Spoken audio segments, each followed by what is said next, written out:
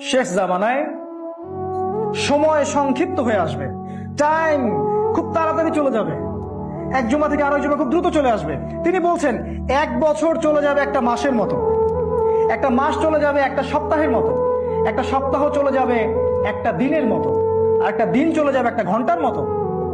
কিভাবে time short হয়ে যাবে? যত বেশি ভূমিকম্প হবে তত বেশি টাইম শর্ট হয়ে যাবে।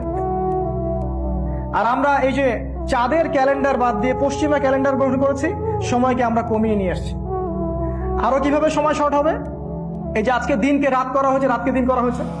ছেলেরা ঘুমাতে যায় রাত 3টায়, ওঠে 10টা, 11টা, 12টায়। ওদের জন্য দিন হচ্ছে 6 ঘন্টা। আর আজকে থেকে আমাদের বাপদাদারা যারা ছিলেন তারা সেই ভোর 4টায় উঠতেন এবং রাতের বেলা তাড়াতাড়ি ঘুমাতেন। তাদের কাছে দিনটা অনেক লম্বা ছিল, তারা অনেক কাজ করতে পারতেন, তাই না? এইভাবে আমরা দিনকে শর্ট করে নিয়ে আসছি, সময় সংক্ষিপ্ত করে আমরাই নিয়ে আসছি। শেষ জামানায় বেশি বেশি মহামারী দেখা দিবে, ভূমিকম্প হবে এবং ঝড় ও জলোচ্ছ্বাস হবে। আর আমরা তো এগুলোকে ভয় পাই না, কারণ আমরা এগুলোকে ডিফেন্ড করার ক্ষমতা রাখি, তাই না? আমরা তো এগুলোকে ডিফেন্ড করার ক্ষমতা রাখি। আমরা টার্মিনোলজি ব্যবহার করছি প্রাকৃতিক দুর্যোগ। প্রাকৃতিক দুর্যোগ, প্রকৃতিটা কে? এটা কি আল্লাহ বাদ দিয়ে অন্য কোনো সত্তা যে রাগ হয়ে গেলে দুর্যোগ হয়? না, আল্লাহর হুকুমেই দুর্যোগ হয়, আল্লাহর হুকুমেই ভালো হয়। সূক্ষ্মভাবে প্রত্যেকটা জায়গায় শিরক ঢুকিয়ে দেওয়া হয়েছে। আমরা শিরকের মধ্যে হাবুডুবু খাচ্ছি, বুঝতে পারছি না। কোরআনে আছে সোনার কয়েন এবং রূপার কয়েন ইউজ করার কথা।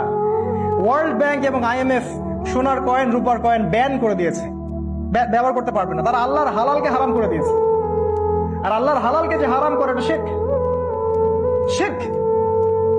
কোরআনে অসংখ্য বিধান আছে যেগুলো ইসলামের বিধান, যেমন চোরের হাতকে কাটতে হবে, জেনাকারীকে শাস্তি দিতে হবে, ডাকাতি করলে শাস্তি আছে, খুন করলে আপনার কিসাস আছে। এগুলো আমাদের সমাজ থেকে উঠে গেছে।